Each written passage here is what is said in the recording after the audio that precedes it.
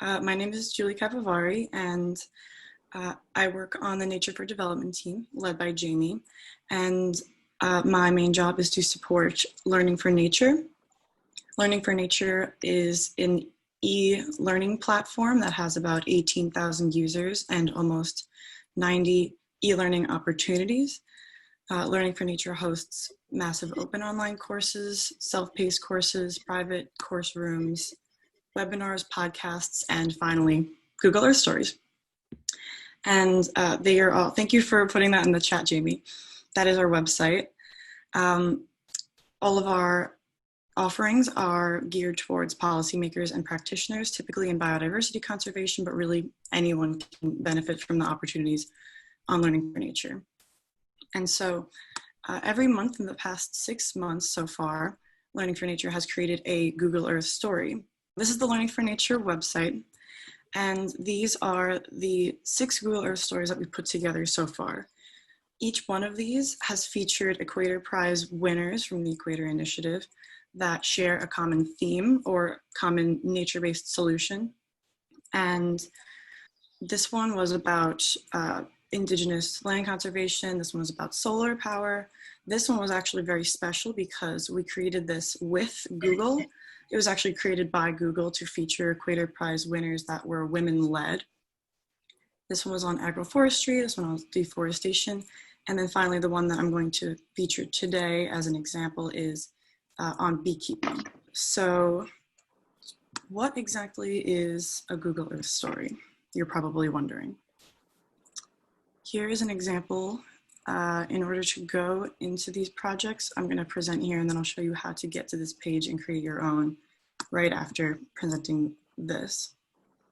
So Google Earth has creation tools that allow you to make projects. They're called projects, but I really call them stories because they're more like story maps.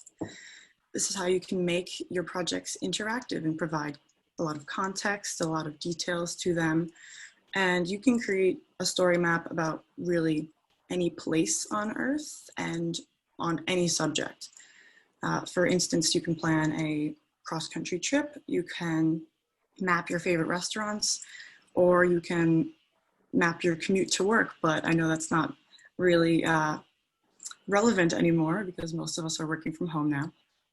And for UN purposes, you can make your case studies interactive. We're going to be doing this for one of the Learning for Nature micro courses, and it's a much better way to make them very visually and aesthetically pleasing, and it allows your audience to jump from place to place on the Google Earth platform, and it gives your projects a real narrative flow while your audience explores the Earth. So this is in presentation mode here. This is a title slide. And you can give a description. You can add whatever photo you want. And you use these arrows here to go to the next feature. As I said before, this was a Google Earth story we did for winners that adopted beekeeping and wanted to sustain their livelihoods in some way, either by producing honey. This is a carousel here. You can add as many photos that you like. You can even add videos here. And this is called a knowledge card, where you have a title.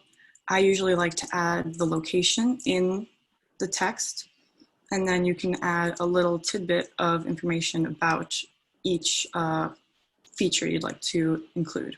And then at the bottom over here, if you can see it, is hyperlinked to learn more about that Equator Prize winner, and it links to the case study. So this is what it looks like when you jump from location to location.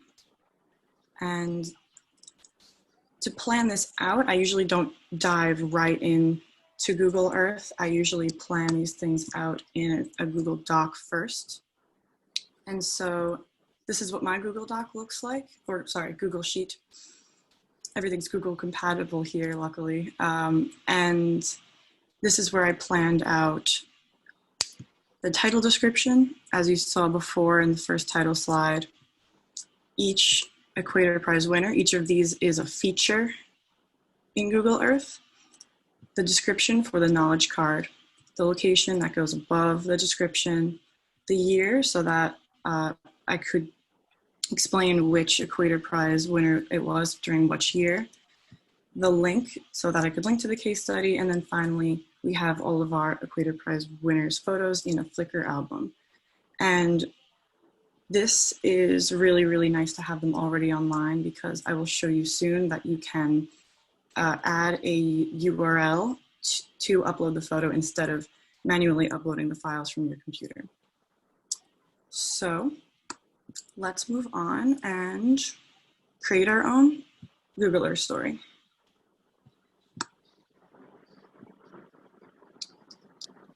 So in order to start, first you should open the Google Chrome browser, or Firefox is also compatible. Safari is not compatible yet. And then what you can do is you can go to google.com/earth or earth.google.com/web. And I can send that link in the chat before we do our hands-on activity after this. But in the side, in the left-hand panel here, you'll see a tab that says projects. This is the project icon. And this is where you'll see all of our past projects. This is one that I viewed as an example. And the reason that you also need a Gmail account is because you need to be logged in so that this can save to your Google Drive. Up here, I'm logged into the Learning for Nature Gmail account. And in order to start a new project, you can hear it says new project, and then you can create a project in Google Drive so that it links it. You can also access this again from your Google Drive. And so you'll see over here, it saves every single thing that you change in your project. So for these purposes, let's do UN headquarters. And you can add a description for yourself. Let's say where we work. And then the first thing you would want to do, of course, is add a location. So you can search to add a place. We can add, let's first go with, this is where UNDP or UNOPS is. And then they'll bring us across the globe. And the coolest part about this is New York City has a lot of data, and so you can view this in 3D. And it already comes up as a knowledge card with the address, but you don't want to add this to your project yet because it doesn't have that much data. This is just an address. So instead, what you can do to start a project and add this to your project is click this icon in the left-hand corner, add placemark, and then select your location here. And then this window will pop up, UNDP, UNOPS, and then you'll have add to project here. We have quite a few projects, but we're going to add it to the one I just created. And then you can X out of this. And in the 2D mode, you should be able to see the placemark pop up. There we go. Sometimes you have to change your view in order to see the placemark. Another way you can change this view as well is by scrolling. And to change the angle, you can hold down Shift and drag upwards like this to see all the beautiful buildings of Manhattan.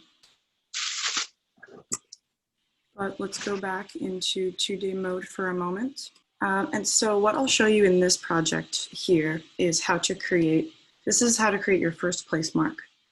But I'm also going to show you how to create a full title slide with a picture, a street view feature, so you can zoom in and view the street, and then search to add a placemark, which I did before. And then also you can draw a line from location to location, and you can draw a shape as well. And so the next thing I'll do here is add a placemark on the United Nations headquarters. If this wasn't directly in the view, you'd be able to click over here as well and search. I have this saved already. And this comes up with its automatic Google Knowledge Drive. And look how beautiful that view is. You can add this directly to your project here. Click the UN headquarters project. And then you'll see when you click the pencil icon it'll ask you if you want to keep all the information provided by Google. And you can click replace here if you want to add your own description. For instance, you can say New York, New York, United Nations headquarters is here. And then I'll show you next how to add your own photo. So you click this camera icon here. You'll have quite a few options. You can upload it directly. You can actually search it directly on Google. If you want to add a video, you can search directly on YouTube or even connect your own channel because YouTube can connect to your Gmail account. You can add it from Google Drive. Your photos in Google Photos, which is a separate application, or add a direct URL. And so, for instance, let's do United Nations, and then you'll see all of these copyright-friendly images will come up. Let's do the flag, because that looks really pretty. And then in order to add a YouTube video, let's say,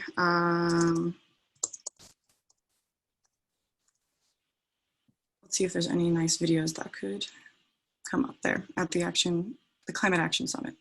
And it comes up automatically here. Then you'll see there's an info box, and this is the knowledge card I was showing you before. I usually use a large info box, even though this is a small amount of information. I like the look of the large info box, which has a black background with white text, and the small info box has a white background with black text. Or you could click no info box at all if you don't want to add information. Then you can customize your placemark.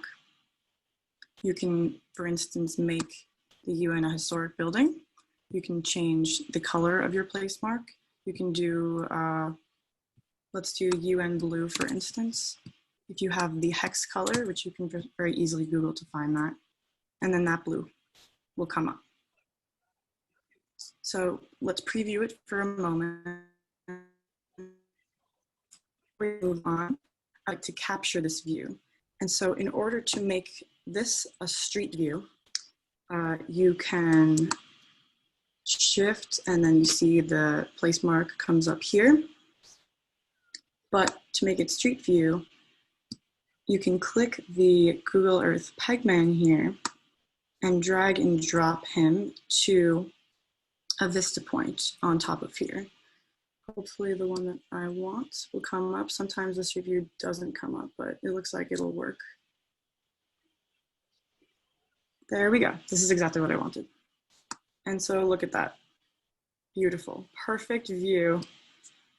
And then you click capture this view here, and that will save. You can also capture the view from above as well, and everything's saved in Google Drive. So if you want to preview this,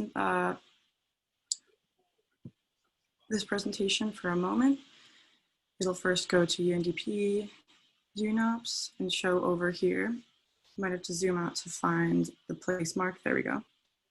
Because I actually forgot to capture this view, so you can go into here and edit that. And then next, it'll directly bring you to the UN headquarters, zoom all the way in, and then show the street view.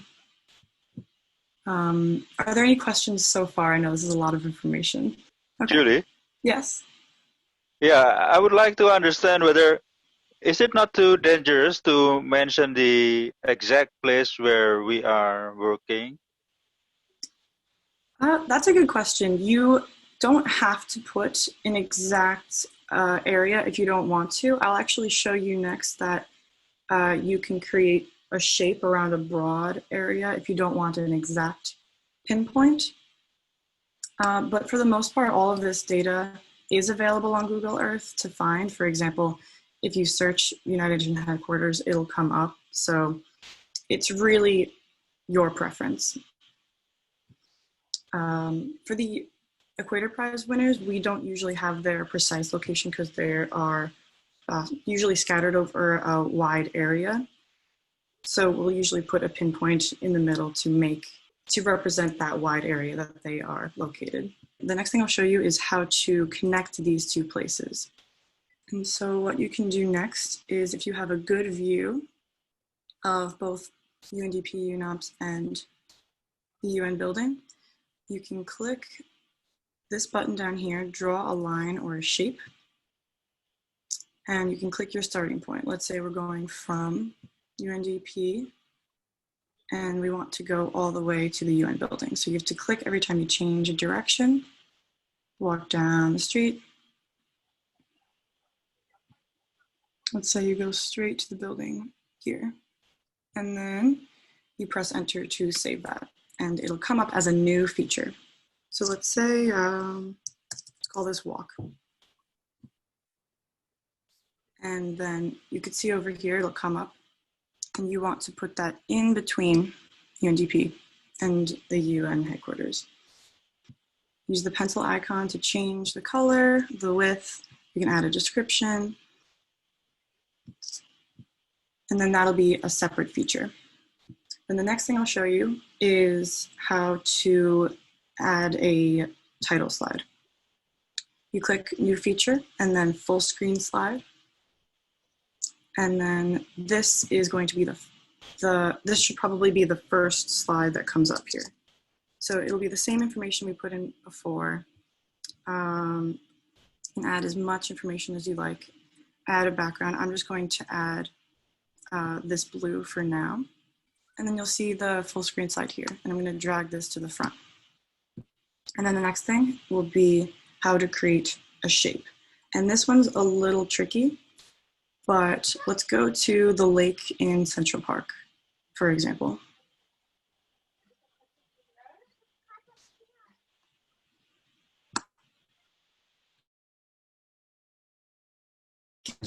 Before you zoom all the way in.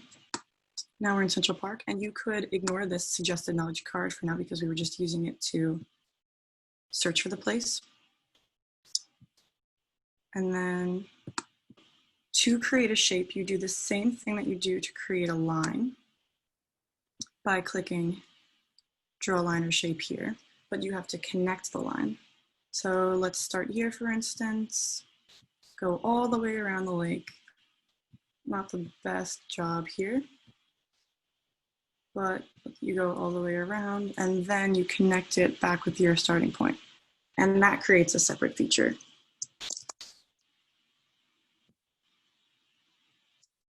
And then go to the pencil icon to change this. You can add a description, you can add a knowledge card, and you can also change this just as the line did. And you can even fill the color and choose the transparency. So if we want to make this lake bluer, we can actually change the color or make it red. And we can make it 100% red if we wanted to. And so towards the end, we might want to add an ending slide.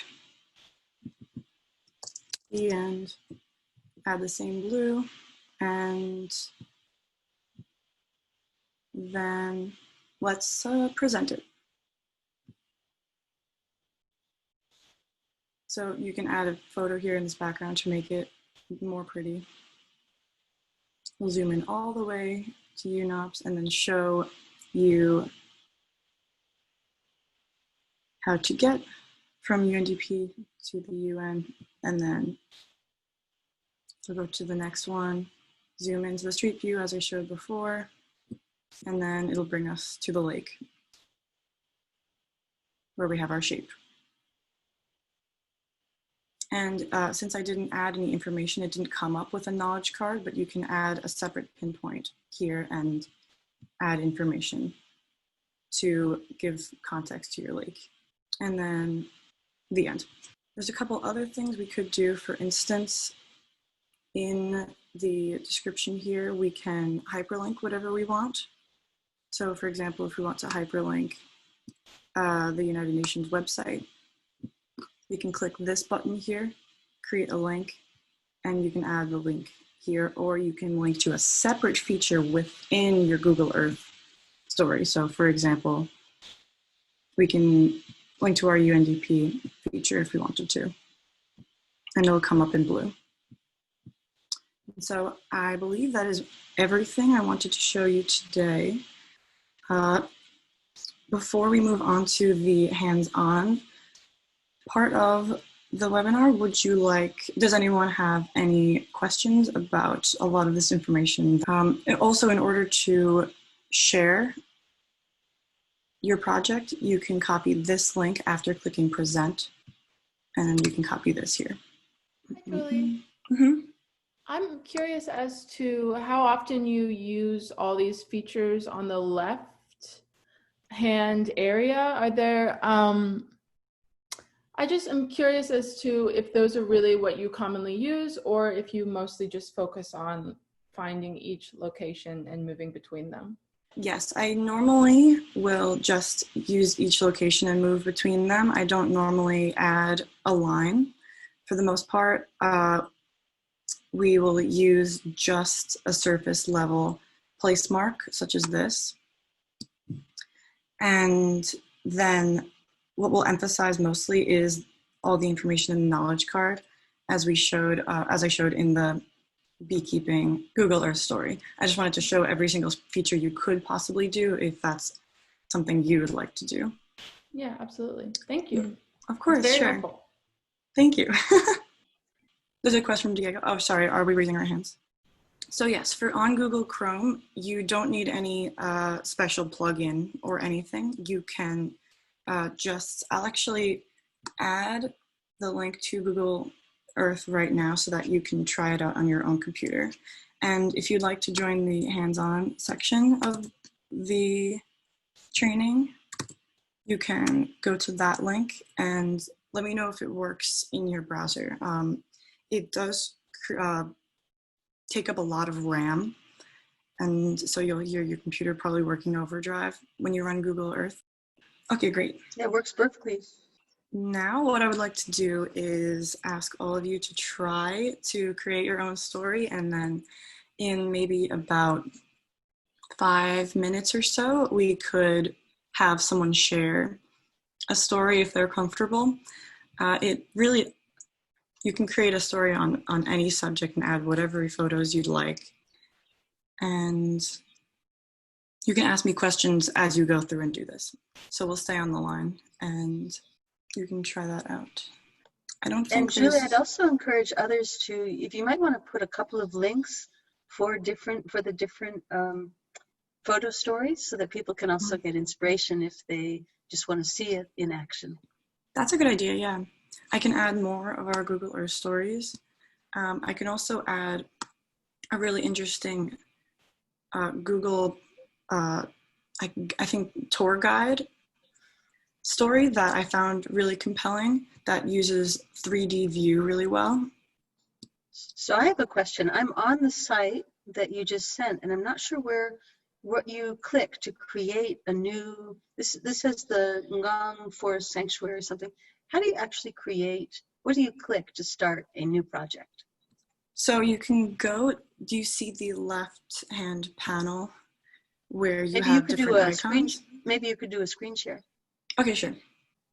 Do you see something similar? It might be a different location for you, but do you see this side panel over here?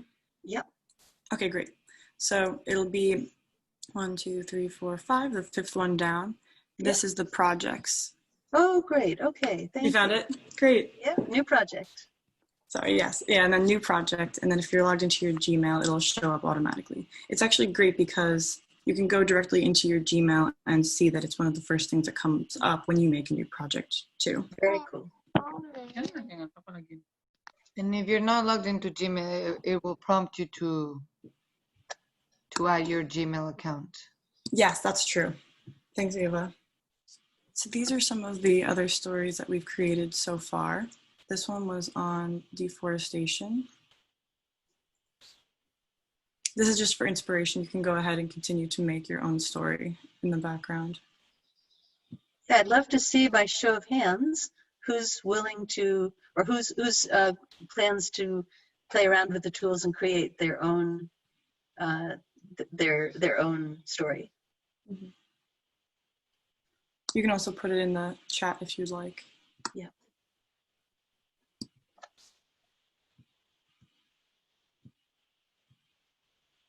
So this is a good example here, what a YouTube video would look like. If you play it, it actually has its own pop-up window here. So you can view the video of the Creative Prize winner and go through the carousel.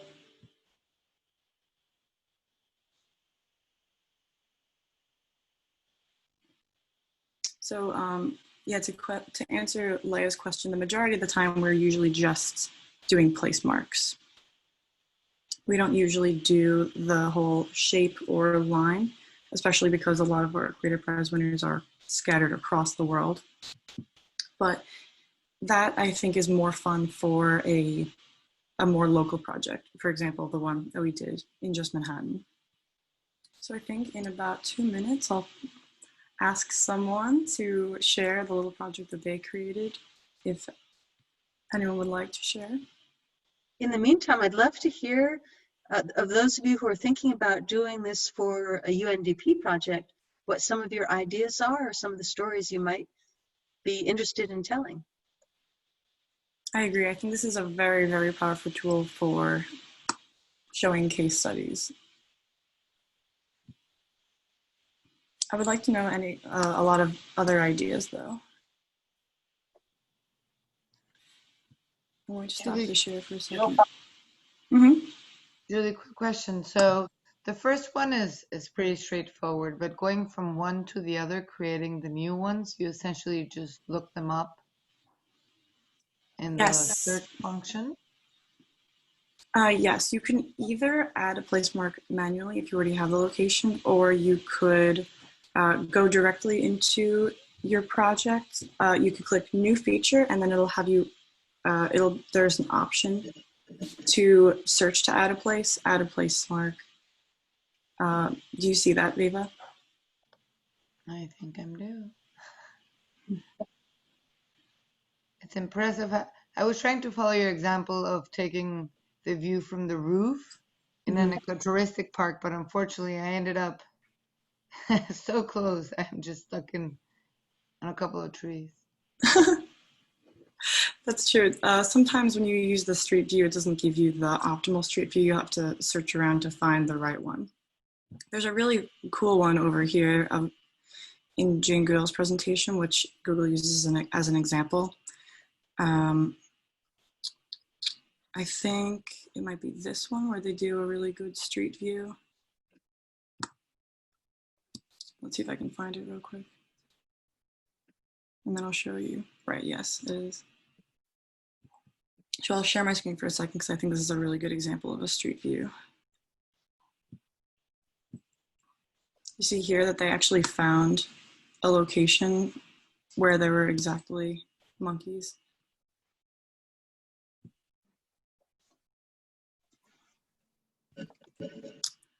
I also forgot to mention earlier that you can skip around. You don't have to use the arrows to go linearly through the project. You can click the table of contents and then go straight to one feature. And then here's the street view. Well, this is not a street, but here is the ground view.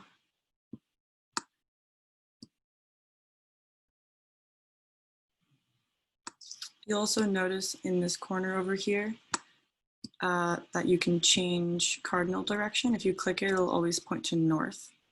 You can zoom in and out with these functions here, or you could zoom in and out by scrolling, either with your trackpad or mouse. Is there anyone that would like to share their mini presentation? Maybe Leia, I think Arish also raised his hand.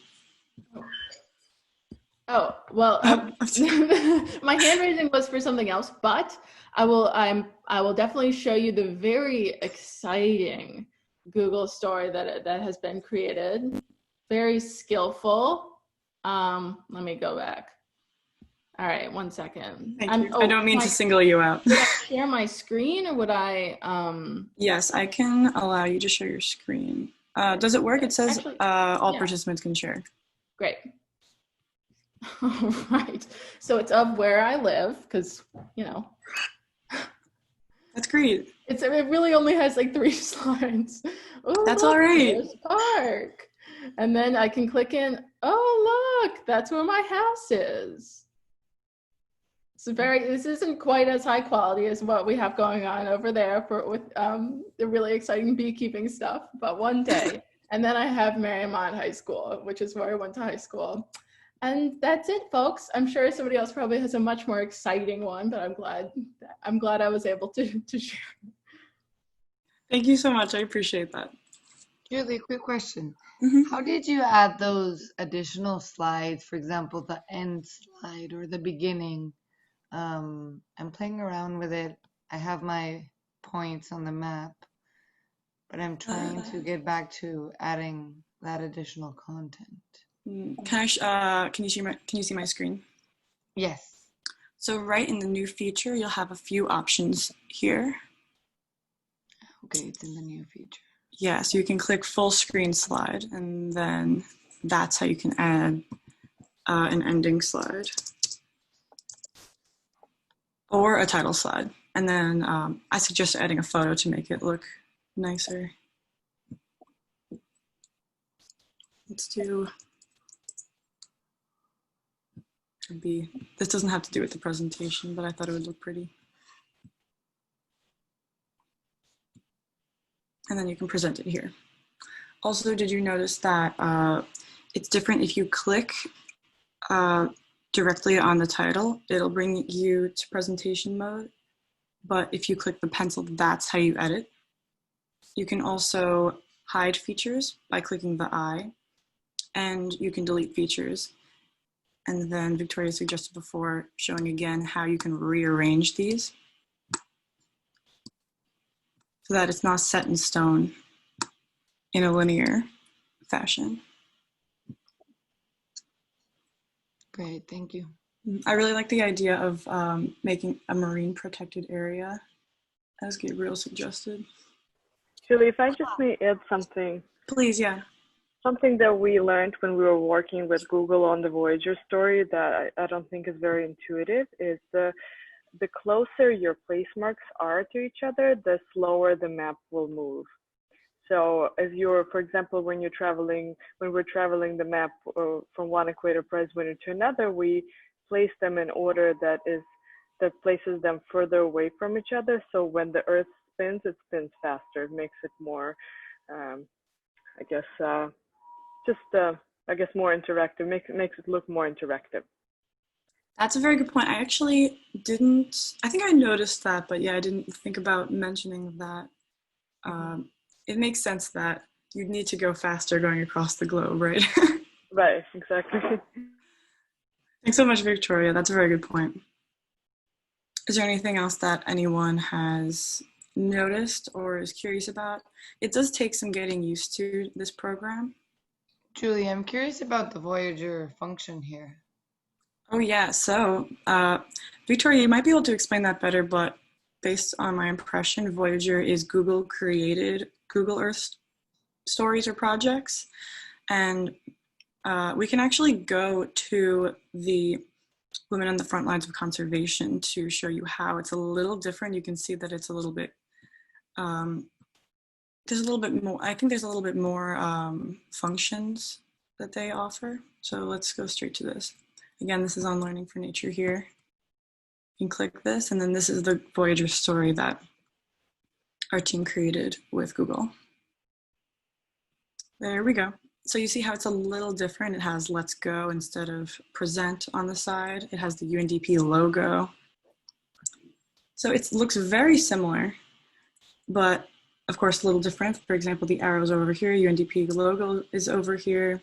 This is a different color. We can't hear you. You can't hear me? Can you hear me now? Yes. Thanks. Sorry, I might have too many tabs open. And then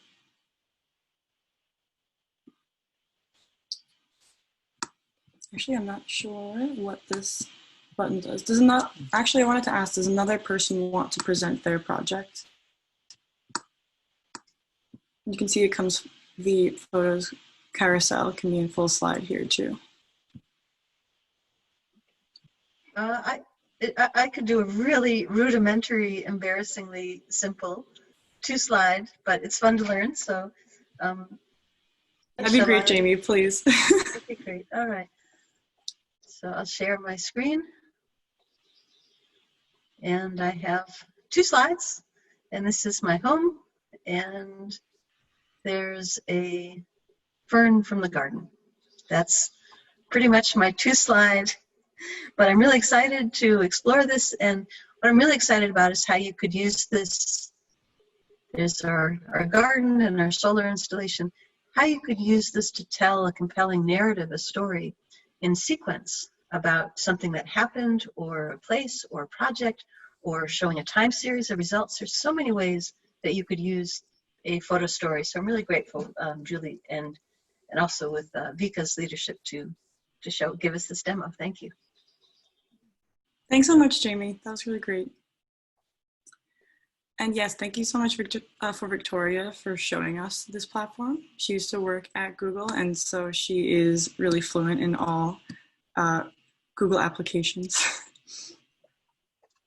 I think we have maybe a couple more minutes, but are there any last-minute questions before we go? And if people need to leave, you can drop off now. But I just want to thank you again.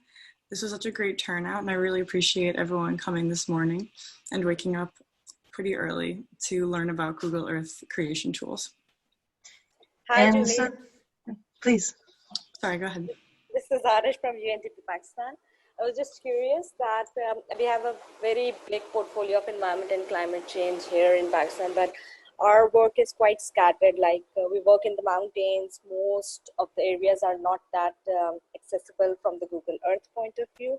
So can we do a portfolio story as well, or it's just specific to the storytelling, like project intervention specific storytelling can be done in this particular software?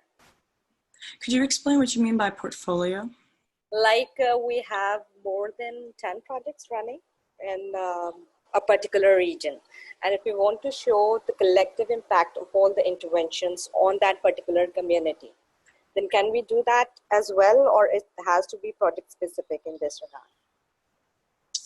I don't think it necessarily needs to be project specific. I think if you could reflect each of those different initiatives within the knowledge cards and the locations, even in the local area, I think that would work pretty well.